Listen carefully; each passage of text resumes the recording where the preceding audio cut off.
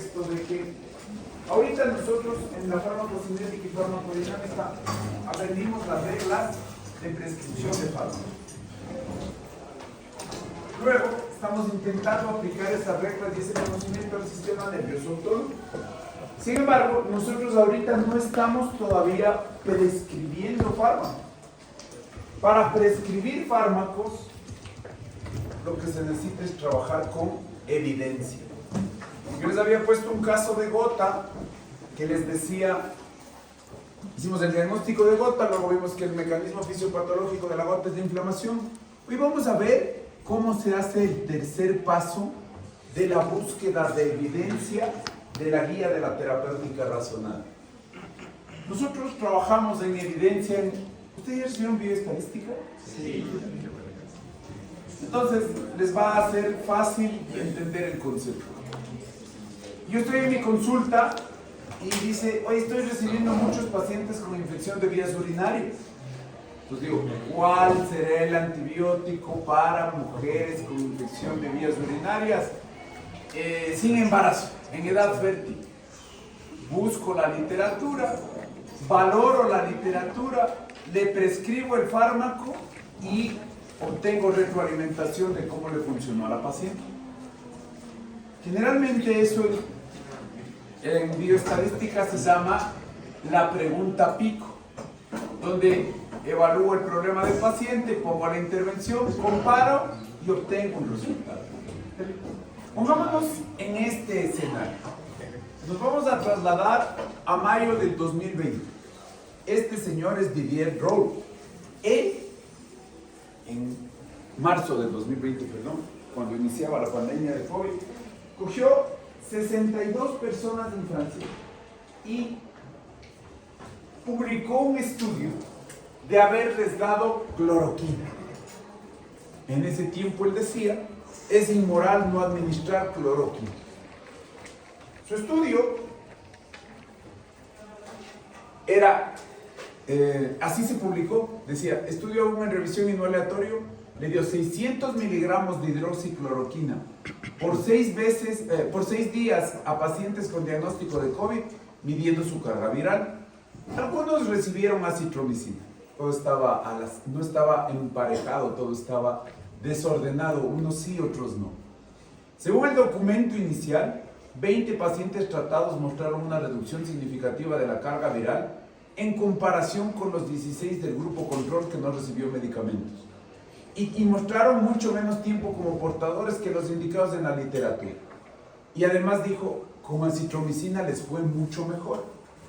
Para ese tiempo, en la desesperación de este estudio, que es semilla, es interesante, la gente se desesperó y comenzó a tomarse el fármaco, estando sano.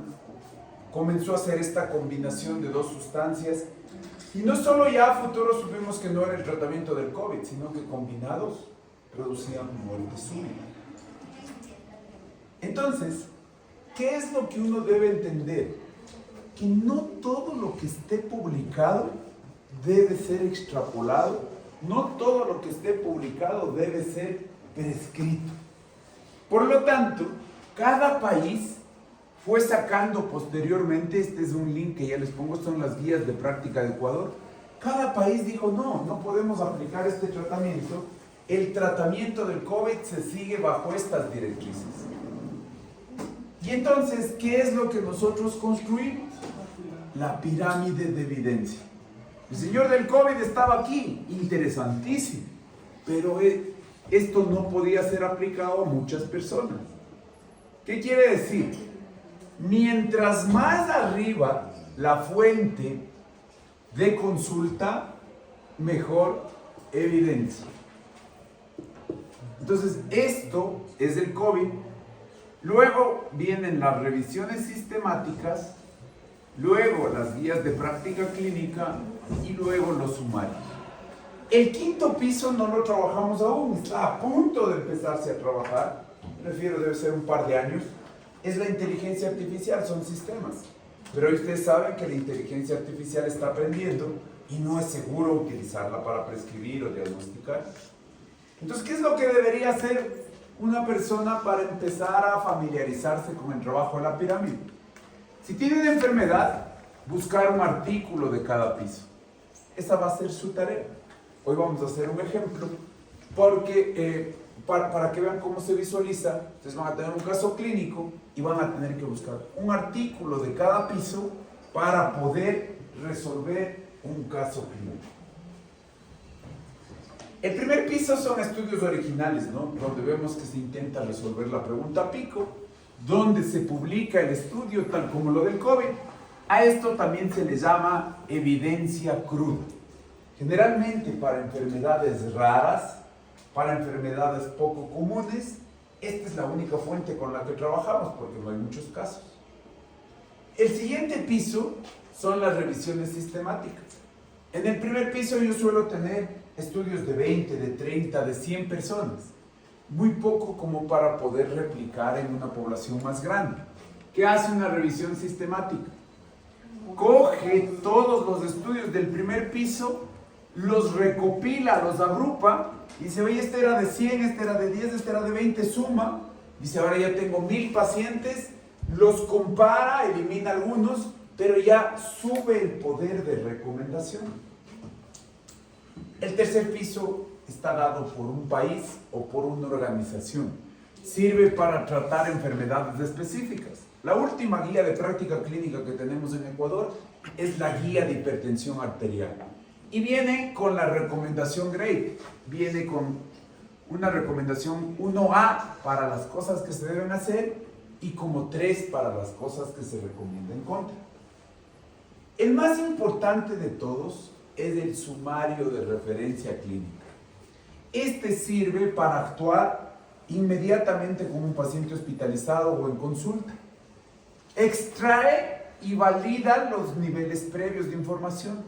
Simplifica en una información resumida lo que se debe ejecutar. Este es el favorito para trabajar con los pacientes. Sistemas decimos que no porque es la inteligencia artificial. Sinopsis podría servir, este todavía no está en el piso de la pirámide. La sinopsis es que alguien resume toda la literatura encontrada, dice si la evidencia es correcta o no y genera una recomendación clínica. Esto sirve cuando la persona que realiza la sinopsis tiene credibilidad para nosotros, porque va a influir y nos va a evitar el análisis. Nos va a simplificar el tratamiento, pero nos va a evitar el análisis.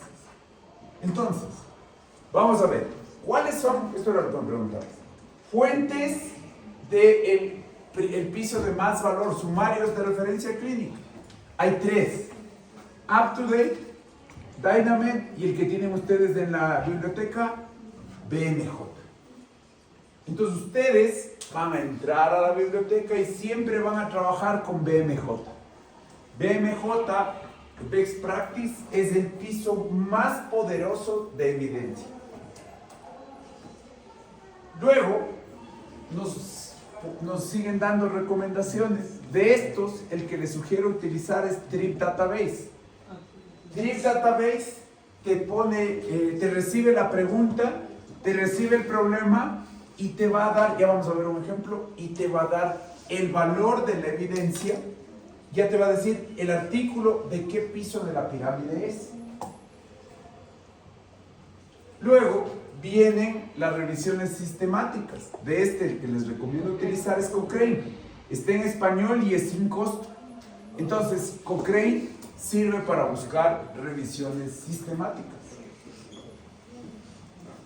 Y los últimos ya son revistas, ¿no? Ya son consejos de revistas.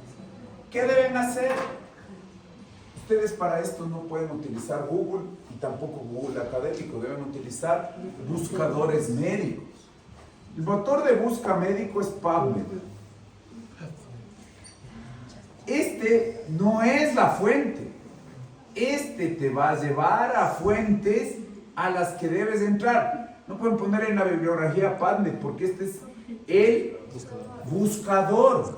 Suelen poner en la bibliografía. Le encontré en PubMed, no, es el buscador. Usted debe entrar a la revista que le llegó PubMed.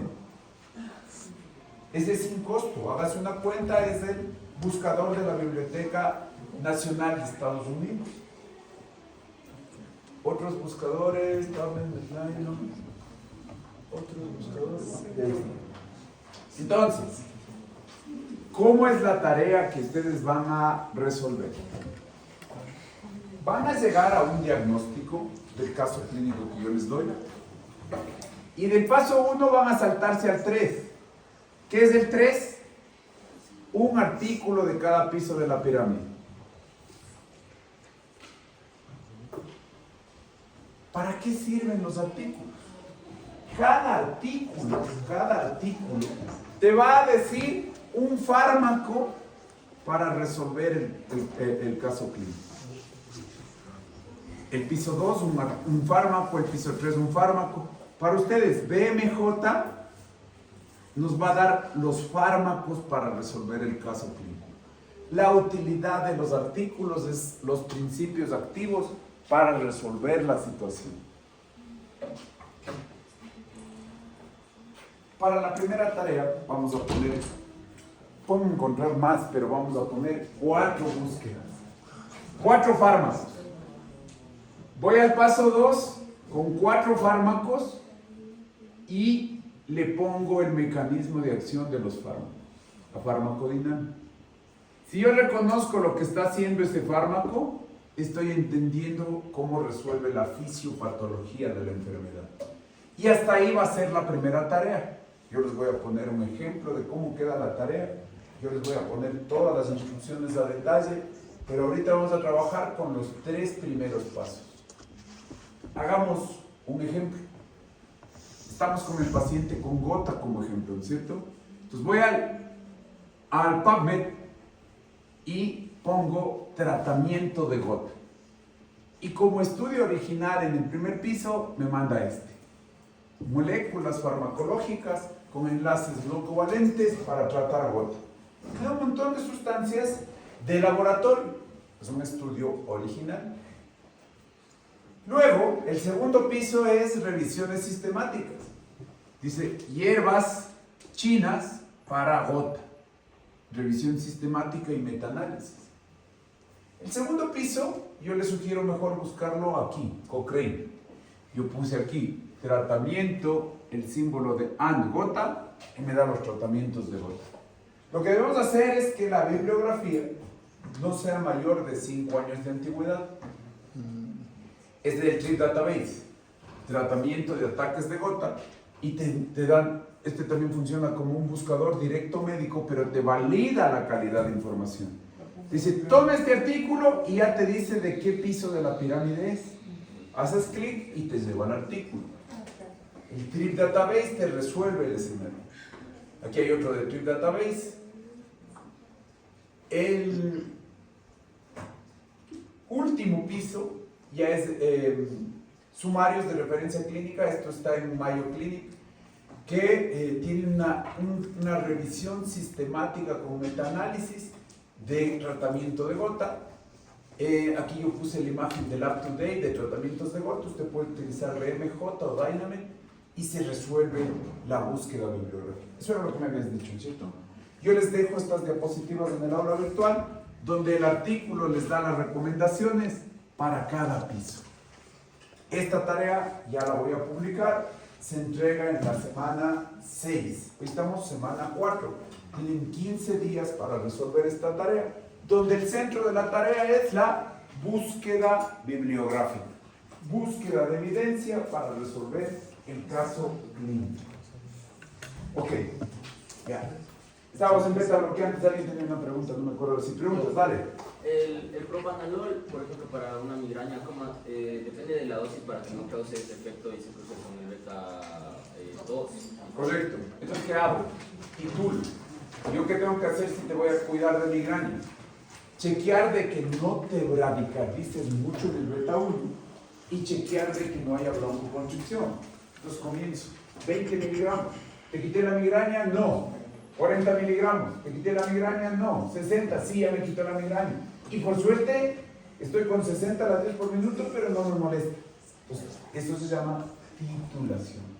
Probar la dosis que funciona sin el efecto adverso. Ya. Y en caso de un paciente demasiado crítico y necesita ya los ¿Qué enfermedad tiene? Un shock séptico. Del antibiótico. O sea, Es que tienes que decirme la enfermedad. Dale, dale. Es buena tu pregunta. Es buena tu pregunta.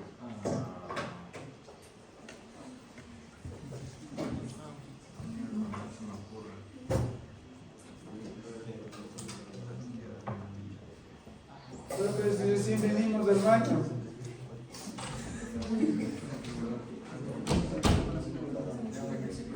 Una crisis hipertensiva. Entonces, en una crisis hipertensiva, tú lo que vas a hacer es ir y ver la evidencia de crisis hipertensiva.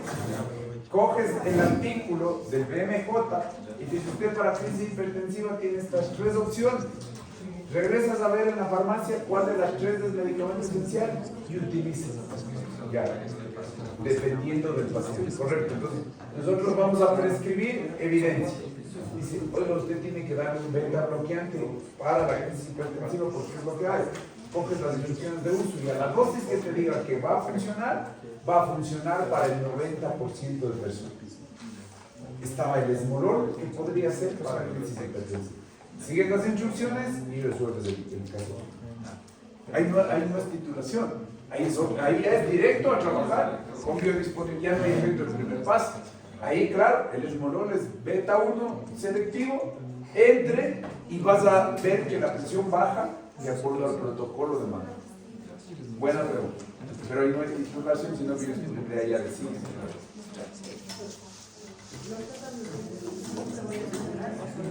Todos los beta-bloqueantes deben titular. El ejemplo de la migraña, debes titular. Porque la mujer de 20 años que está en profilaxis de migraña le puedes radicalizar si es que no titula. Entonces va a estar con frecuencias de 40. Se va a decir, ya no tengo migraña, pero ahora cada que me quiero parar me desmayo. Preguntas. Entonces, a partir de hoy, nosotros entendemos que no prescribimos fármacos, sino prescribimos evidencia. El fármaco que usted va a recetar no es el del libro para hipertensión arterial, sino el de la guía de práctica clínica de hipertensión arterial. Pero ahora que usted ya sabe farmacocinética y farmacodinámica, puede, con las instrucciones de uso, poder resolver el proceso. ¿Preguntas? Ok, vamos con el siguiente capítulo. Y nos toca acordarnos un concepto que ya medio lo visualizamos, pero ahora se va a volver muy útil, que es la estructura química y la liposolubilidad. Si el fármaco es cuaternario, no penetra membrana. Si es primario, penetra membrana. Secundario y terciario, algo. Para acordarnos del proceso, tomamos el mismo ejemplo que utilizamos en la neurona adrenérgica, pero ahora nos vamos a meter en la colinérgica. Materia prima, reacciones químicas que fabrican el neurotransmisor, productos intermedios, productos finales y cómo frenar su acción.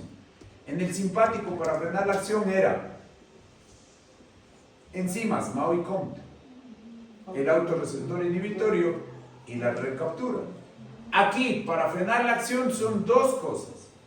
La acetilcolinesterasa como enzima para destruir la acetilcolina y el autorreceptor inhibitorio. Dato clave e importante. La acetilcolinesterasa destruye a la acetilcolina en 150 microsegundos. Por lo tanto, cualquier fármaco que quiera ser afín o específico como la acetilcolina a los receptores muscarínicos se va a destruir inmediatamente. Esto es un pero para decirnos que los fármacos de esta familia son muy limitados. Esta es la neurona terminal del parasimpático. Colina, chat, acetilcolina. Acetilcolina en la vesícula, la acetilcolina se libera del gránulo y entra a la brecha. En la brecha la acetilcolina se encuentra con los receptores muscarínicos y con los receptores nicotínicos. Estos serían postsinápticos. Para frenar el exceso de acetilcolina tenemos a la acetilcolinesterasa. Y para frenar el exceso de acetilcolina tenemos al autorreceptor inhibitorio presináptico M1. Lo que hacía el alfa 2 en el simpático lo hace el M1 aquí. No tiene recaptura, pero tiene un escenario importante. Presináptico, un heterorreceptor. Recibe noradrenalina. Cuando el simpático le quiere apagar al parasimpático, la noradrenalina viene hasta acá y, tal como el autorreceptor inhibitorio, frenan la descarga de las en este caso de la acetilcolina. Ese heterorreceptor en la neurona colinérgica es alfa 2. Pues la neurona colinérgica tiene M1 y tiene alfa 2 para funcionar como receptores presinápticos y disminuir la cantidad de neurotransmisor. El M1 es el freno a la descarga de acetilcolina. El M1 también está vinculado a la memoria. Se ha visto que los pacientes con Alzheimer tienen menos M1 y menos acetilcolina. Entonces es importante.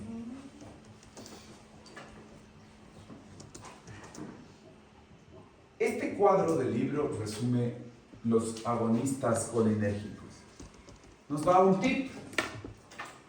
Se dividen en muscarínicos y nicotínicos, me refiero a los receptores. Nicotínicos, movimiento voluntario muscular, ganglios del sistema autónomo.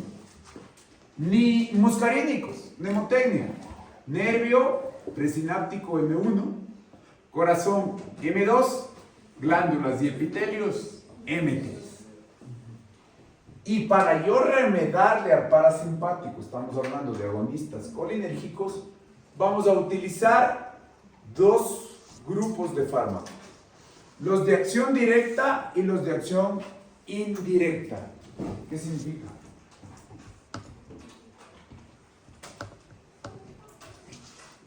¿Qué significa? ¿Directo o indirecto? Tal vez que no actúa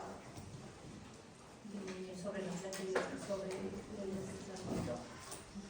el El uno actúa directamente sobre el receptor, directo.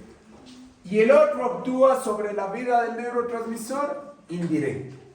Los directos se subdividen en alcaloides y ésteres. ¿Qué es un alcaloide? Un alcaloide, dame leyendo aquí.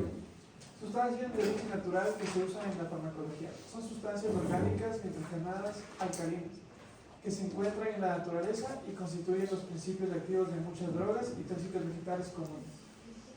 Cuando dice atraparon alcaloide de cocaína, atraparon alcaloide de marihuana, te están diciendo que hay una planta que tiene el principio activo. Y los ésteres son sustancias que el laboratorista, así como los nazis hacían anfetaminas para resistirle a la Mao y a la Com, decimos al laboratorista, dame haciendo ésteres para resistirle a la acetilcolinesterasa. Este es el concepto de un éster. Kevin, dame leyendo. Ésteres, sustancias químicas que se forman o se combinan con un ácido, con un alcohol y se le extrae el agua. Estos son dos, carbacol y betanecol. Estos dos son fármacos que ahora le van a resistir por 1 a 2 horas a la acetilcolinesterasa. Entonces son los alcaloides, muscarina, pilocarpina, la planta del tabaco, la nicotina. Muy bien. Dato importante, la pared de la vejiga tiene receptor M3. Hagamos una mnemotecnia. Los impares son GQ. Los pares son GI. Entonces, este es impar, este es GQ. ¿qué le hace a la vejiga? Le contrae. GQ es calcio. Le contrae. Sin embargo, aquí viene un problema. La vejiga tiene dos esfínteres. El externo es el voluntario con el nervio pudendo. El interno es el esfínter interno de la vejiga, que también tiene M3. Y también, por lo tanto, es GQ. Sin embargo, este calcio de este GQ no es para contraer, sino las funciones del calcio de segundo mensajero. Cuando el calcio incrementa en una célula, puede contraer, que es lo que hemos estado viendo en todos los receptores. Pero aquí, cuando se contraiga este debe relajarse.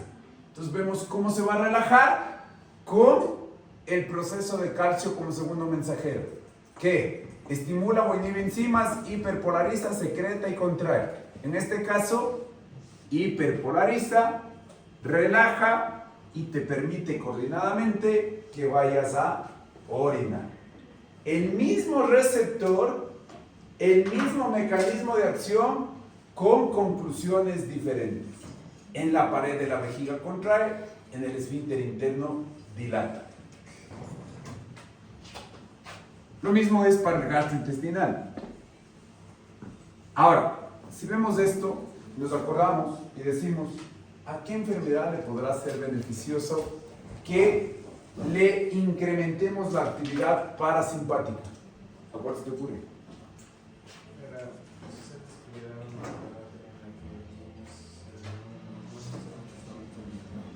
¿Se orinan los niños se orinan en la noche?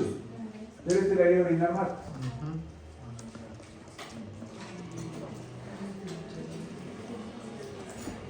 ¿A qué enfermedad crees que le podríamos ayudar estimulándole al parasimpático? Pero no es de acordarse, es de deducir.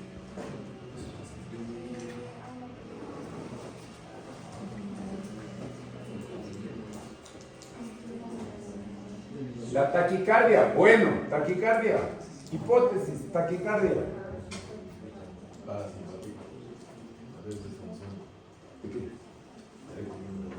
Disfunción eréctil remedial al parasimpático, sí, pero no cerebral. Sí, buena hipótesis. Depresión. No hay antidepresivo aquí. ¿Por qué hay depresión?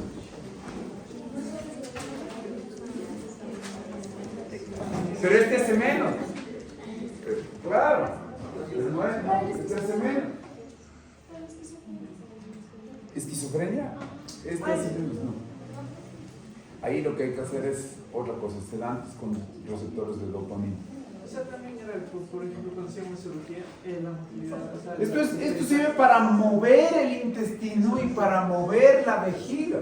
Entonces, si después de una cirugía de la vejiga o del intestino necesitas moverte, funciona. ¿Por qué no es fármaco? Primero, por el tiempo en el que se destruye.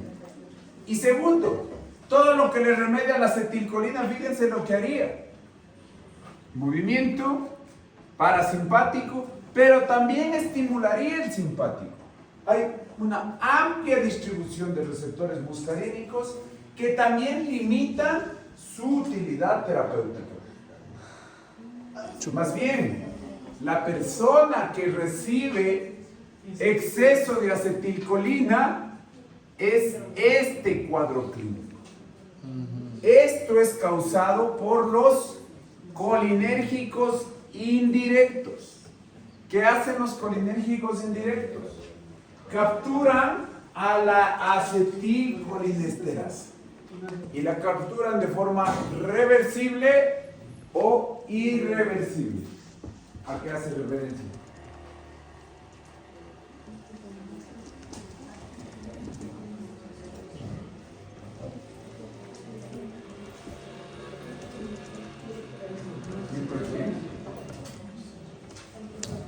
Tipo de enlace. Entonces, los carbamatos son los colinérgicos indirectos reversibles y los organofosforados son los colinérgicos indirectos irreversibles. Cuando se expone a un insecticida a esta persona, ¿qué le pasa? Como le capturo la acetilcolinesterasa, ya no le puedo destruir a la acetilcolina. Va a tener muchas secreciones, bradicardia, diarrea y orina. Entonces, esto es más un veneno que terapéutica. Este es el primer concepto, mucha distribución de los receptores de acetilcolina. Pues vamos a ver la brecha, resumamos cómo va la brecha. Paso 1, síntesis. Paso 2, almacenamiento. Paso 3, liberación de la acetilcolina. Paso 4, acción directa en el receptor. Paso 5, destrucción de la acetilcolinesterasa y estimulación del presináptico M1. Paso 6, bioquímica, la colina vuelve a entrar en la brecha para sintetizar nuevo fármaco. Hablemos de los receptores. Esta foto de Constanzo nos dice que los impares son GQ, los pares son GI. Pero vamos a simplificar. Solo nos vamos a quedar con el 1 y el 3 y el 2. 4 y 5 son intracerebrales y no tienen actividad farmacológica.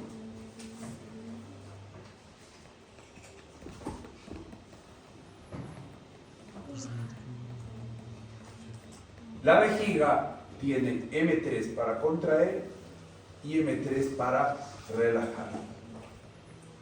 Fármacos de acción directa. Supongamos que la acetilcolina pudiera ser un fármaco.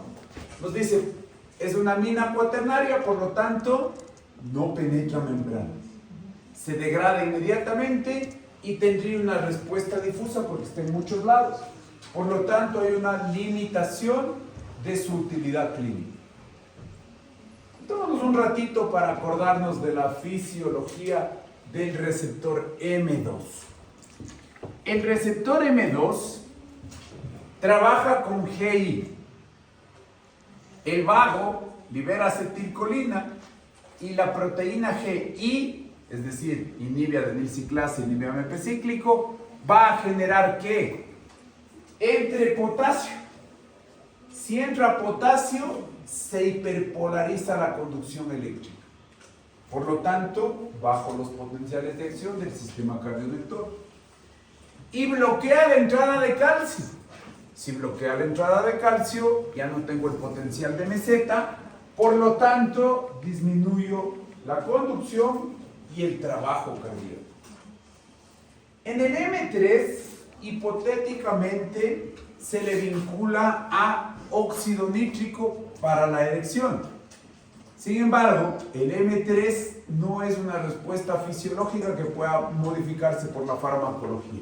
Entonces, el endotelio lo trabajamos con alfa 1 para cerrar y beta 2 para abrir. La estimulación parasimpática incrementa las secreciones digestivas y el movimiento del músculo liso. Produce broncoconstricción y eso le da una limitada actividad terapéutica. Existe la sustancia metacolina que se utiliza en el laboratorio de fisiología para inducir broncoconstricción y evaluar experimentalmente la sensibilidad de los broncos. La metacolina sirve entonces para pruebas de diagnóstico de generar broncoconstricción. Lo que buscamos con estos fármacos es que se mueva la vejiga. Por eso su utilidad corta, pero utilidad real es después de una cirugía de la vejiga. No arranca el movimiento, el trabajo de la vejiga, se le puede dar un fármaco, sea betamicol o carbacol. Más la utilidad, el carbacol es para que el oftalmólogo produzca, ¿qué harán en la pupila? ¿Dilatan o contraen? Dilatan. Dilatan. ¿Qué hace? El doctor se me se botaba por la ventana.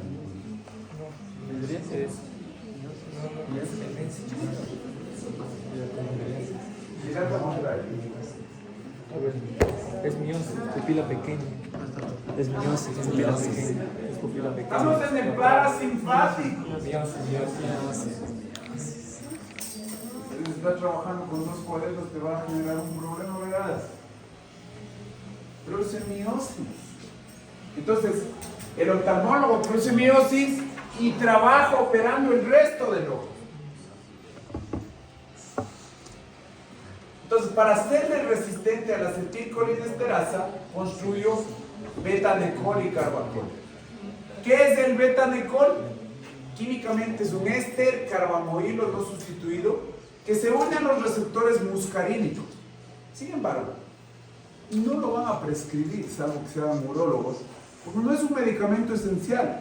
De hecho, hace 2 semanas, como ejercicio, buscábamos en qué farmacia hay y no encontramos en ninguna farmacia. Lo que quiero ilustrarles es que no es un fármaco importante en la práctica clínica, sino que es importante para saber que es una opción terapéutica. Si yo voy a la evidencia de manejo de atonía de la vejiga o de parálisis de la vejiga, el betanecol va a estar en el 4º lugar. Hay otras opciones más importantes para que la vejiga se mueva, como por ejemplo, caminar. El paciente le vas a caminar y la vejiga comienza a estimularse. Tomar líquido. Efectos adversos. Para rematar, tiene muchos efectos adversos. Diarrea, diaforesis, miosis, náuseas y se les escapa la orina. El carbacol es peor. De hecho, textual del libro. Debido a su elevada potencia y porque se va a muscarínicos y nicotínicos, es decir, no tiene selectividad, el carbacol rara vez se prescribe. Salvo el oftalmólogo para miosis. Igual, también cierta dificultad para conseguirlo. Para ilustrar bien este proceso, resolvamos este caso clínico. Este señor está con cólicos, con espasmo.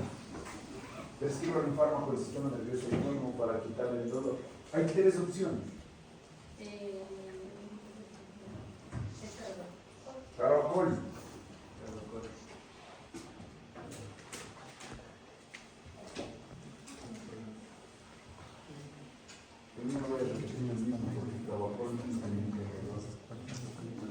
¿Qué hace carbacol? ¿Por qué tiene dolor cólico?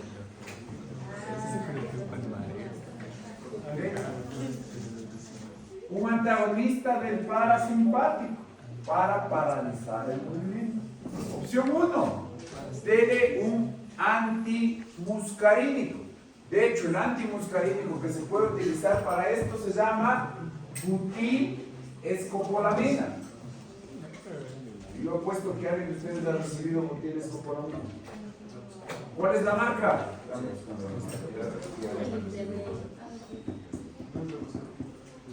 ¿Es la? Dígalo. Sí, cierto. Entonces, la opción es agonizar el beta 2. La opción es antagonizar el M3. La opción es antagonizar el alfa 1. Sin embargo, de las 3 opciones, la evidencia dice cuál funciona para el dolor intestinal, para el dolor cólico. Antimuscarínico M3.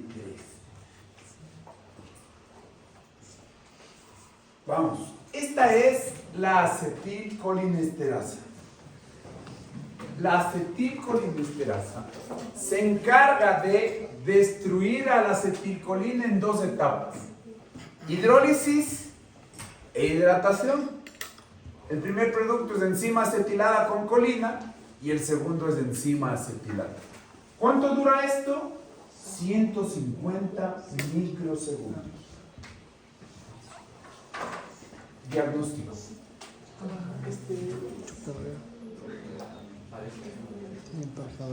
Diagnóstico. ¿Por qué? ¿Por qué? Estás describiendo el síntoma. ¿Qué enfermedad es?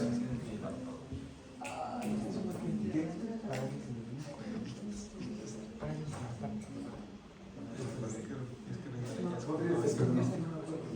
Diagnóstico. Diagnóstico.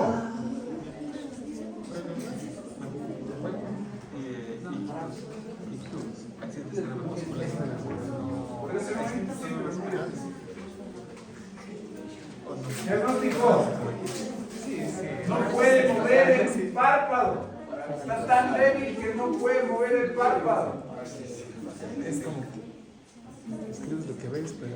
Ahí está, a ver tus apuntes. En la punta de la lengua. Empieza con M. Es miastenia grave. Está tan débil, la paciente que no puede abrir el párpado. La miastenia gravis, hay anticuerpos que bloquean, alteran o destruyen los receptores de acetilcolina en la unión neuromuscular. Carbamatos, colinérgicos indirectos reversibles. ¿De qué se va a morir el paciente que se expone a carbamatos? De síntomas con letra B, que se pone killer bees, broncorrea, broncoespasmo, bradicardia. ¿Dónde están los carbamatos? Insecticidas. También medicina del anestesiólogo. Este niño se tomó el medicamento del Alzheimer de su abuelito, un carbamato es la rivastigmina.